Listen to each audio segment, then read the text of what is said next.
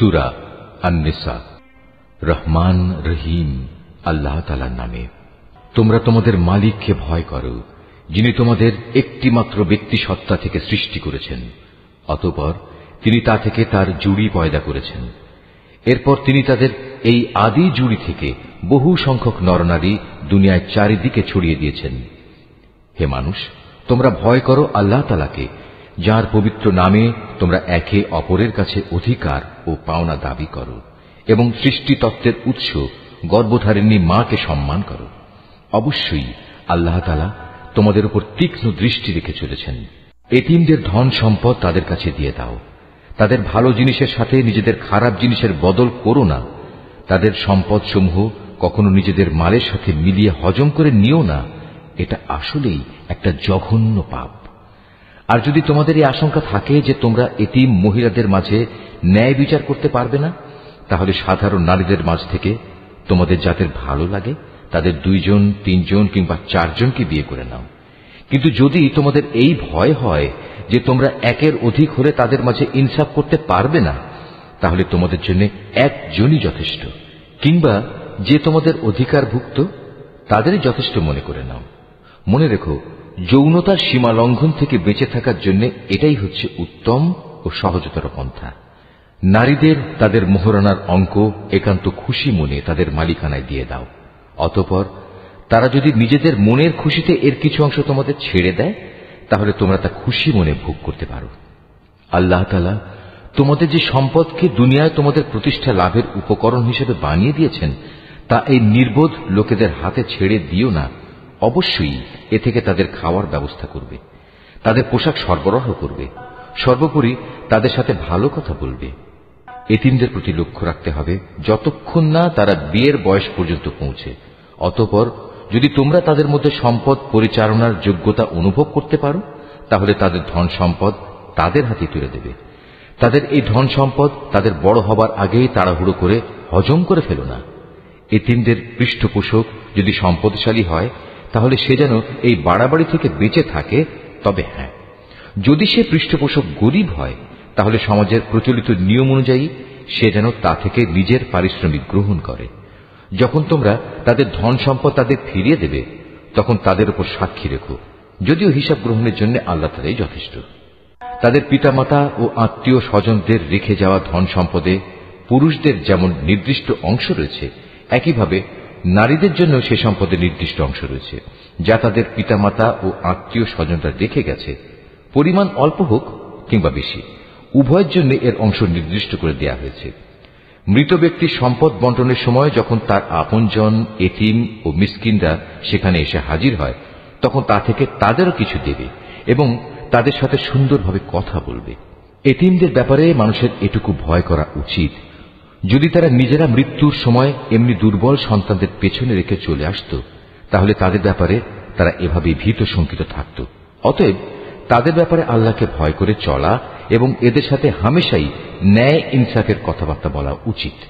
যারা অন্যায়ভাবে এতিমদের মাল সম্পদ ভক্ষণ করে, তারা যেন আগুন দিয়ে নিজেদের পেট ভর্তি করে।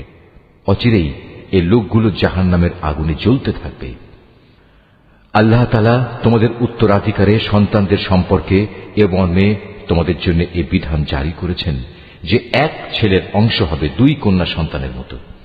কিন্তু উত্তরাধিকারী কন্যারা যদি 2-এর বেশি হয়, তাহলে তাদের জন্য থাকবে রেখে যাওয়া সম্পত্তির 2/3, আর সে কন্যা সন্তান যদি একজন হয়, তাহলে তার অংশ হবে পরিত্যক্ত সম্পত্তির অর্ধেক।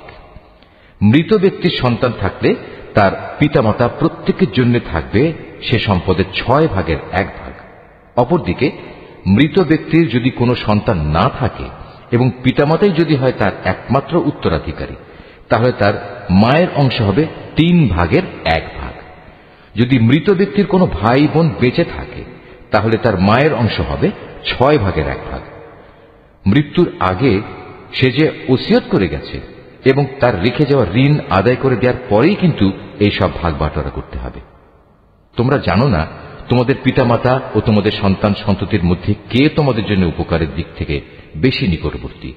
অতএব এ হচ্ছে আল্লাহর বিধান। অবশ্যই আল্লাহ তাআলা সকল কিছু সম্পর্কে ওয়াকিবহাল এবং তিনি হচ্ছেন বিজ্ঞ পরম কুশলী। তোমাদের স্ত্রীদের রেখে যাওয়া সম্পত্তিতে তোমাদের অংশ হচ্ছে অর্ধেক, যদি তাদের কোনো সন্তানাদি না থাকে। আর যদি তাদের সন্তান থাকে তাহলে সে সম্পত্তিতে তোমাদের অংশ হবে 4 ভাগের 1 ভাগ। তারা যে ওসিয়ত করে গেছে কিংবা তাদের ঋণ পরিশোধ করার পরেই কিন্তু তোমরা এই অংশ পাবে। তোমাদের স্ত্রীদের জন্য থাকবে তোমাদের রেখে যাওয়া সম্পত্তির 1/4 যদি তোমাদের কোনো সন্তান না থাকে। যদি তোমাদের সন্তান থাকে তাহলে তারা পাবে রেখে যাওয়া সম্পদের 8 ভাগের 1 ভাগ। মৃত্যুর আগে তোমরা যা ওসিয়ত করে যাবে কিংবা যে ঋণ তোমরা রেখে যাবে তা পরিশোধ করে দেওয়ার পরেই এই অংশ তারা পাবে। যদি কোনো পুরুষ কিংবা নারী এমন হয় যে তার কোনো সন্তান নেই, পিতামাতাও নেই, শুধু আছে তার এক ভাই ও এক বোন, তাহলে তাদের সবার জন্য থাকবে 6 ভাগের 1 ভাগ।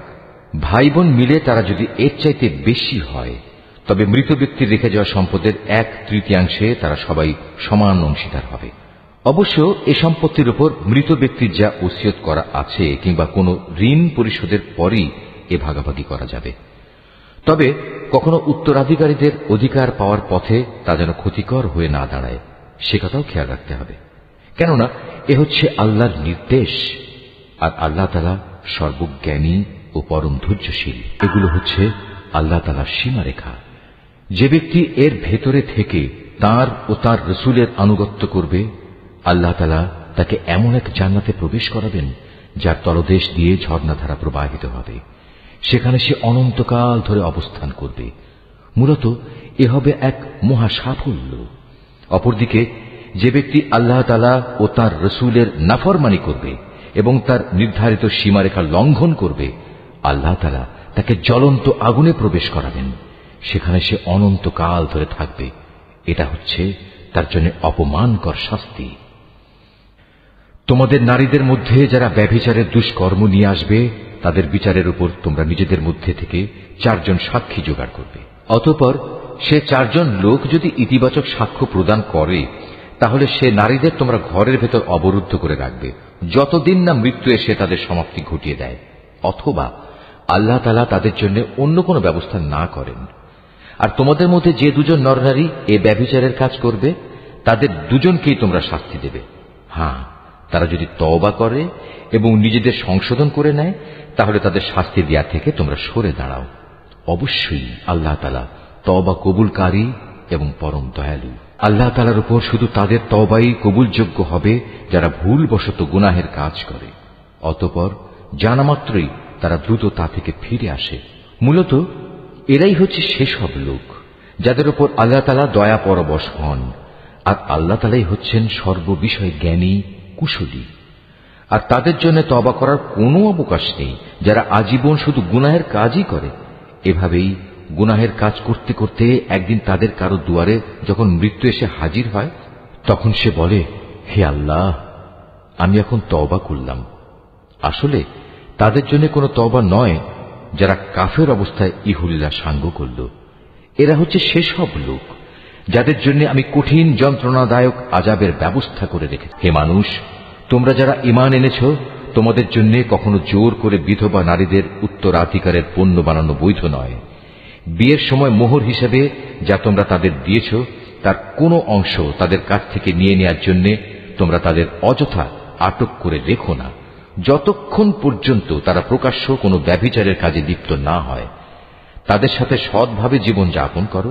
এমনকি তোমরা যদি তাদের পছন্দ নাও করো, এমনও তো হতে পারে যা কিছু তোমরা পছন্দ করো না তার মধ্যেই আল্লাহ তাআলা তোমাদের জন্য অফুরন্ত কল্যাণ নিহিত রেখে দিয়েছেন।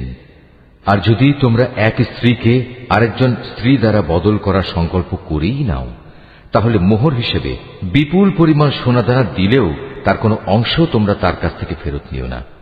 তোমরা কি তাদের উপর মিথ্যা অপবাদ দিয়ে ও সুস্পষ্ট পাপাচার করে তা ফেরত নিতে চাচ্ছ? তোমরা মোহরানার সে অংশটুকু ফেরত নেবেই বা কি করে? অথচ বিভিন্নভাবে তোমরা তো একে অপরের স্বাদ গ্রহণ করেছ। তাছাড়া এর মাধ্যমে তারা তোমাদের কাছ থেকে বিয়ে বন্ধনের পাকাপাকি একটা প্রতিশ্রুতিও আদায় করে নিয়েছিল যা তোমরা ভেঙে দিয়েছ। নারীদের মধ্যে থেকে যাদের তোমাদের পিতা পিতামহরা বিয়ে করেছে তাদের তোমরা কখনো বিয়ে করো না। হ্যাঁ, এই নির্দেশ আসার আগে যা হয়ে গেছে তা তো হয়েই গেছে। এটি আসলেই ছিল এক অশ্লীল নির্লজ্জ কাজ এবং খুবই ঘৃণ্য ও নিকৃষ্ট আচরণ। বিয়ের জন্য তোমাদের উপর হারাম করে দেয়া হয়েছে তোমাদের মা, তোমাদের মেয়ে, তোমাদের বোন, তোমাদের ফুপু, তোমাদের খালা, ভাইদের মেয়ে, বোনদের মেয়ে।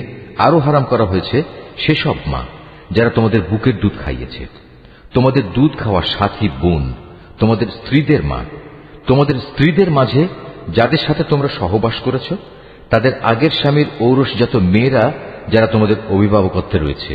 অবশ্য যদি তাদের সাথে তোমাদের শুধু বিয়ে হয়ে থাকে কিন্তু তোমরা কখনো তাদের সাথে সহবাস করোনি, তাহলে তাদের আগের স্বামীর মেয়েদের বিয়ে করায় তোমাদের জন্য কোনো দোষ নেই।